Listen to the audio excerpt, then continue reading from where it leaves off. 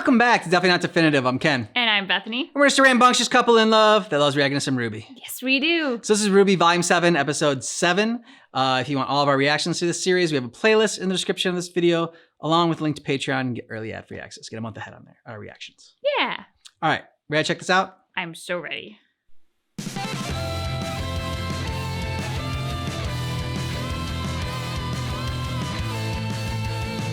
Keep dreaming about a better world. You keep wishing for some clarity. Always hoping that a lightning bolt is gonna save you from this gravity. You're holding out for some romantic life. Maybe you'll wake up in a world of charm. Oh, but what's here can set you free. You don't have to dream. Your life's a masterpiece. If you just believe, then all you see is all you need. Right now your hopes are shattered, spoilers ever after. But in time you'll find through love your heart just shines. When you don't know where to turn to, and you're sure all hope is gone. When the day you waited for won't come, and dark won't yield to dawn. Trust love. Open up your eyes. Trust love. The truth is there, but sometimes in disguise. Don't we're together, floating toward the light. When we trust in love and open our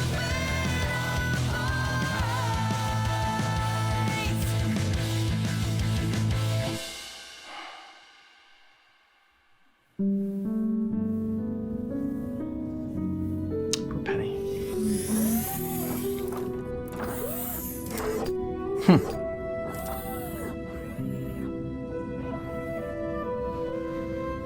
Citizens of Mantle, following the most recent grim attack, a temporary prohibition of assembly is now in effect. There are to be no public gatherings of any kind. Please conduct your business and return to your homes before curfew. This is for your own safety. Hey! Stop right there! Stop running! Wait! No military officials have gone on record to say the footage was doctored. Many citizens are still insisting that the Protector of Mantle be deactivated. Oh.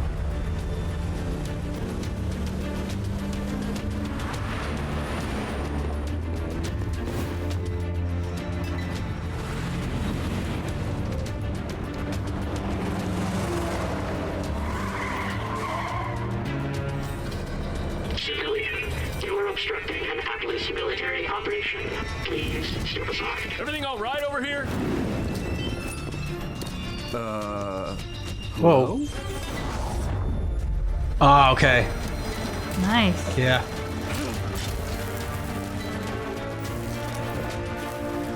Cool ability.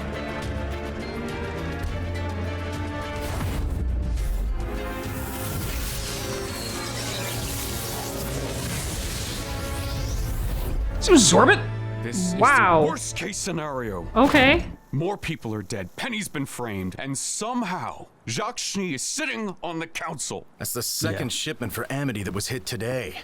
It seems election night was the last push Robin needed to go from hometown hero to full-on vigilante. I'm afraid the problem is more complicated than that. It seems Robin has emboldened our suppliers in Mantle. They're refusing to sell us provisions until the city is adequately repaired. With Robin redistributing the goods her team has stolen, the Amity project is completely stalled. But we're so close. There has to be some way we can finish the tower. There is. Declaring martial law. No. Ooh. You're not actually considering that, are you? What's more important? Considering everything. Establishing communication to unite the world? Or appeasing a few city blocks? Don't make it sound trivial when you know it isn't. Yeah. You keep talking about how we just need a little more time, but you're not the one having to struggle. We have all had to make sacrifices for the greater good. Mantle has had to bear a lot of the burden, yes, but They're bearing all of it. The longer this waiting game goes on, the harder each day gets for people down there. And now you want to send in more soldiers? Way to go, Nora. You can't force people to fall in line. If you do that, you'll just be trading all of these problems for the Grim. Yeah. Please, General Ironwood. Squeezing Mantle this way, that kind of division plays right into Salem's hands. That's why Tyrion is here framing you. Right. The reason we called you here in the first place. You're sure this was the man you saw? Tyrion Callows was accused of murders all across Anima. A homicidal maniac who escaped justice when his prison transport was attacked by Grimm. After that, he was never seen again. Well, he works for Salem, and he's here. If we ever had any doubts Atlas was Salem's next target, I think those are officially out the window. But now we have a suspect. We can tell the people. That a long-lost serial killer is loose in Mantle and the military has no idea where he is. Might make things worse before they get better. I am so sick of secrets. If we just told everyone about Amity, about Salem. we can't. Yeah, Nora. If we talk about Amity now, we risk Salem's forces, who we know are here, working to sabotage it. If we tell them about Salem now, we risk falling to the Grim before we can reunite Remnant. We have to finish the tower. I want Robin Hill in custody. We can offer her a deal if she gets Mantle to cooperate. We'll figure it out. Anyone not assisting with Robin needs to focus on Tyrion. I want to know who he's working with, where he's hiding, what he's planning, and how exactly that video of Penny got all over my kingdom. Just a little side eye Clover gave. Do I make myself clear? Yes, sir. Yes, sir. Okay. What? Looks like we're approaching 51st. Friends? Drank Thanks Kool-Aid. again for the assist Yeah. on this, you two. Now, we may all be split between different trucks, All of but we it. need to be ready to act as one in case Robin's team takes the bait. If your truck is hit, pursue immediately. Everyone else will move in as fast as possible. Going radio silent. Over. Do you think we should have told Ironwood about Salem before he put so much on the line for Amity? Sounds like you do. I trust Ruby, but I think he deserves to know what he's stepping into. We all did. You don't agree? Look around. The embargo, the military presence, the restrictions on assembly. He's a bit prone to overreacting. Yeah, hard to argue with that. Still, he didn't have a lot of good options. I'm not sure there are many good options left for any of us anymore. Keeping secrets, taking lives, it makes you wonder how far we're going to have to go to keep doing the right thing. Blake, we did what we had to do. I know, but next time, I want to make sure we don't have to. And I can tell you, ambushing a huntress who's just trying to help isn't an option I'm thrilled about choosing. Then maybe we shouldn't. How is she That's doing? when they changed with the songs. She's confused. That was all piano. That was We'll nice. have her recorded visual data shortly. That should prove her innocence, but the damage has already been done. The things people are saying about her. If Penny hadn't been there, Robin would be. I don't think Robin was their target. Salem's goal has always been to divide us. I think Penny was exactly where they wanted her. Just like at the Vital Festival. Yeah, just like used back again. then, someone is using our own technology against us.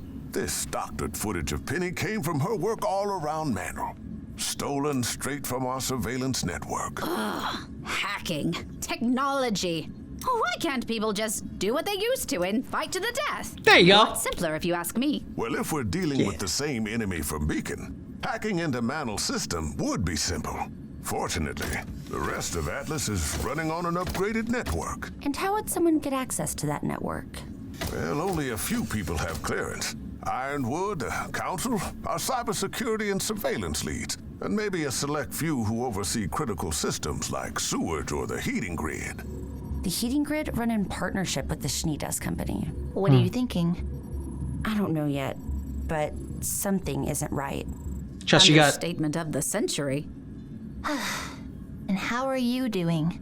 If Maria hadn't offered to help me these past weeks, I'd have likely collapsed by now. Getting a communications tower into the sky seems impossible on its own, but now, to think of what people want to do to my girl. Even if the worst does happen, Don't die, you dude. can always reactivate her again. So maybe try not to worry so much. There's a reason why Penny is the only one of her kind.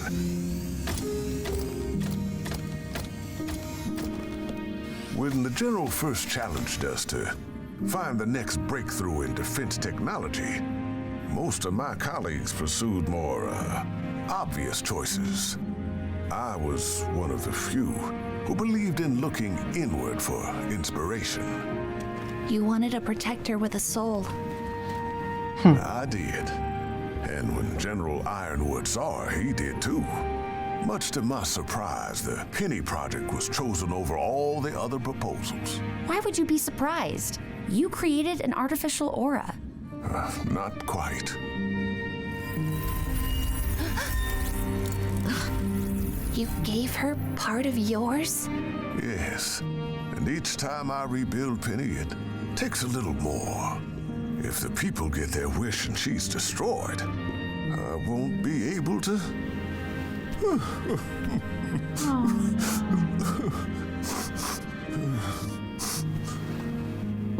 We'll find whoever's responsible. I promise. You see. Me. Yeah. Well, I thought that was the Oh, the mustache dude? Yeah, the mustache dude. Robin. Scramble! No, wait! Split up and regroup at the hideout.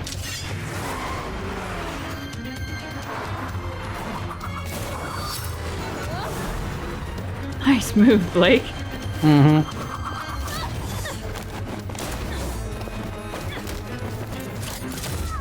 Please stop. We just want to. Yeah, she doesn't want to talk.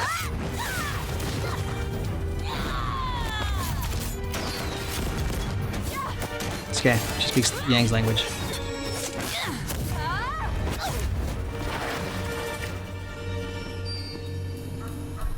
If Ironwood wants me, he'll have to send more than a couple of kids. He is. Stopping the trucks alerted the Aesops. We don't have long before they arrive, so please listen to us. You need to know the truth. You're stalling. Amity Coliseum, all these supplies, they're for Say it. They're for a new communications tower. That doesn't make any sense. A new tower means the kingdoms can I know finally... what the tower means, fisticuffs. One of you take my hand. What? You said time is short. Either take it or Yeah. I'm gone. So she can No, if you're see telling their the memories. truth, Yeah. then-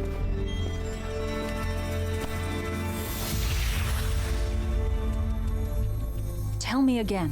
What is Ironwood building out in the tundra? a new communications tower. He's trying to help everyone.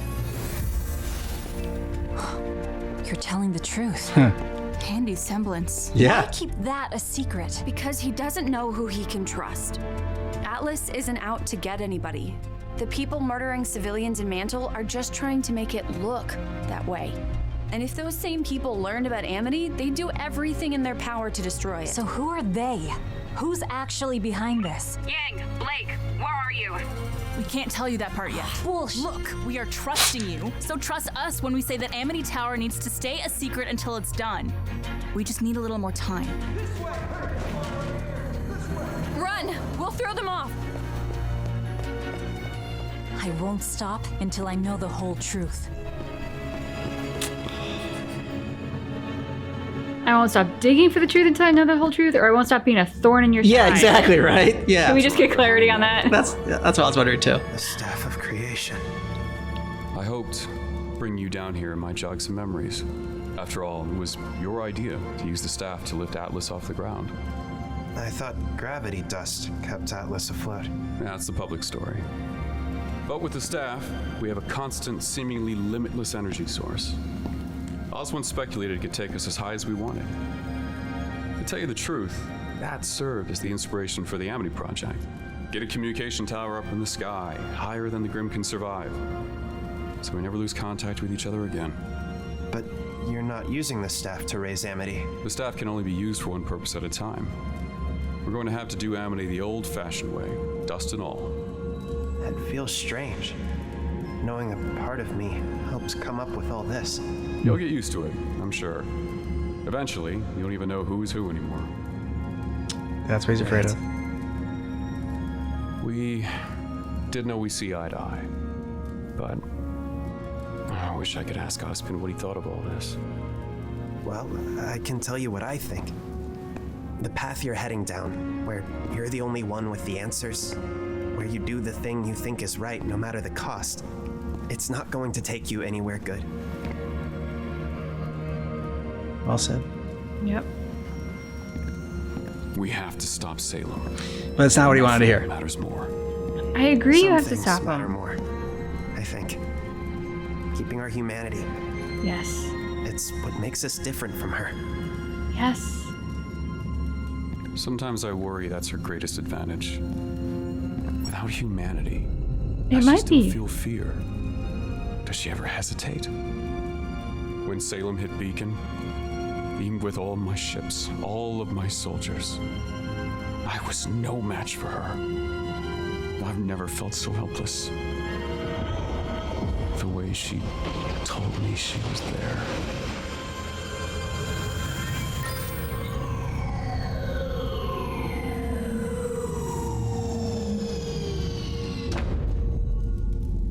It's okay to be afraid. You just can't let that fear control you. There you go. I am not going to end up like Lionheart. Do you believe in me? Dude, you're already so different. I do believe in you. But not only you. I think the best thing you could do is sit down and talk with the people you're most afraid to.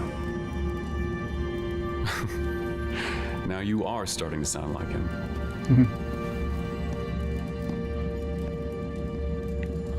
He's right, though. Yeah.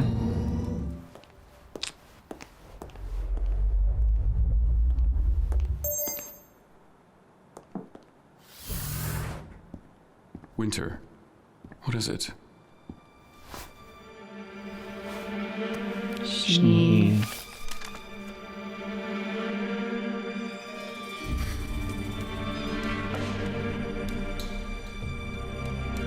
What's going on? It looks like you're getting your wish. My father's first act. We've all been invited to dinner, where the general will be defending his seat on the council. Ugh. No, they're gonna end it there. Well, that didn't take long. I loved the debate between Oscar and the general, though. Yeah, that was great. so great because it's true, right? Like, our humanity can be the biggest advantage to our enemy and also be the thing worth retaining above all else, above victory. Like, that is what makes us who we are. So I loved the two of them kind of talking through it, and it did show us exactly what the general's weakness is. He has to have all the answers, and he has to be right, and he has to win victory above all else. That's never a recipe for success. You should always have a what if I get hit by the bus, like, backup plan. If you're the dude with all the answers leading people, and you're the only one who has those answers, and you're in a war, that seems to be putting your people at a huge disadvantage. I also was interested in the fact that Weiss and Blake told Robin the truth, but not the whole truth. They didn't want to reveal about Salem just yet, but they're like, look, this is why we need you to stop attacking these trucks and everything, and we're not against you. Like, we know you're a good person. You just don't have all the information, so that's why you're lashing out like this and doing what you think is right. But it's not, and it's not helping, and this is why we need you to stop. And so that was the kind of decision that, like, I would think Ruby would make. that Yang hasn't made in the past because she's like, love how Robin called Yang fisticuffs. That's like, Yang just going in there and just wanting to beat people up and not playing the chess game or whatever. Not playing the politics of it all. But now she like realizes, one, what it feels like to be left in the dark, and what she wishes that she would have been told a little bit more going into it and had a little bit more of that trust. But also sort of, I guess, in the same sense, being able to see a little bit of Ozpin's point of not telling everything. I liked that moment. In addition to like, I think Oscar and the General was like the best part of the episode. There are so many themes in this, right? Like you have to give trust to get trust. Yeah. And that was really big. Like they gave some trust to Robin. Not all, but they gave some. Now let's see what she does with it. Is she worthy of it? Does she earn it? Yeah. But the other part of it too is the transparency debate, which I love how that played out between the General and Nora and like Robin, and like as we're here, because part of me is going like, yeah, obviously Robin's lashing out because she doesn't have all the information, because the limited information she has doesn't look good. So of course she's doing what she's doing. At the same time, Nora's position of like, oh, just go tell everybody it's the end of the world as we know it. No. Like that brings us back to like the Men in Black debate, right? Like a person is smart, but people are dumb, stupid, irrational, chaotic creatures. And you can't just go tell everybody it's the end of the world. You can tell a good leader, hey, this is what we're up against. This is why we need your help. This is why you have to cool your jets. That's a smart strategic move. Telling an entire population of people there's an evil entity that's able to wipe us all out. Oh, and by the way, she can't be killed. No, that's just not going to produce good results. But I do like Nora sticking up for the fact that like not going to martial law and just like, you're hurting these people more and you are causing more of a problem. And not just with the Grimm. Like, I mean, yeah, obviously the Grimm are going to come because people are going to be afraid and scared and angry. And that'll be a problem. But also it's just a problem because you're going to make people afraid, scared, and angry by doing this. And then at what point, like, what are you protecting? If you're like burning it all down just to build this tower to protect everybody, but in the end, it's not going to protect anybody because the way you're going about it is all wrong. It's the ends justifying the means. The other part to kind of what you were saying with the Nora argument, what I also liked about that is it shows us too where Ironwood is going through such an obvious miscalculation. Like the people aren't listening to me. Because they don't know what's going on. I know what's going on. I know best. Therefore, I will impose my will on them through martial law. Yeah. Which, like, historically, that kind of mentality never goes well, even with the best intentions. That, like, I'm not going to tell them what's going on, which, agreed, you shouldn't be totally clear on that. But if it's serious enough to go to martial law, you're just going to scare the hell out of everybody while also keeping them ignorant. And that's going to make him act panicky and just as bad as if they knew the truth, if not worse. I mean, to be fair to Ironwood, it was actually Winter's suggestion to go to martial law. He was just the one that was like, oh yeah, that sounds like a good idea. He was kind of going there anyways. I think he would have gotten there is a reason that Winter is his right hand, his right hand woman, is because she now is starting to think like him as well. They're kind of on the same page a lot. So he probably would have gotten there anyways, but yeah. So, and he eventually, backed off of it. So that was good too. Yeah. What I will say about Ironwood, even though I don't necessarily agree with where his head is at right now, he's not egomaniacal. Yeah. So even when it is, I know best, therefore, I'll entertain the idea of martial law. It's not coming from a place of ego. It's coming from a place of fear. And the desire to protect versus the ego of I need to always be right. Only I could be right in this moment. So that is to his credit. They've done a good job with Ironwood because, I'm just thinking back to earlier seasons when we first meet him. You're like, yeah. Seems kind of a pretentious, ultra egotistical douchebag. And now to see who he is in this moment, and he is so beaten down and he's so tired and he has the weight of the world on his shoulders, and He just wants to get his people through this. Mm-hmm. I mean, even when you don't agree with him, you do very much empathize with him. And so they've done a fantastic job writing his character. Agreed. Let us know what you thought about this down below in the comments. And if you want all of our RWBY reactions, we have a playlist. And if you want early ad-free access, you can get a month ahead on Patreon. There's a link in the description of this video. Yeah. Thanks so much for checking out our reaction for RWBY Volume 7, Episode 7. But just keep in mind that our reaction is definitely not definitive.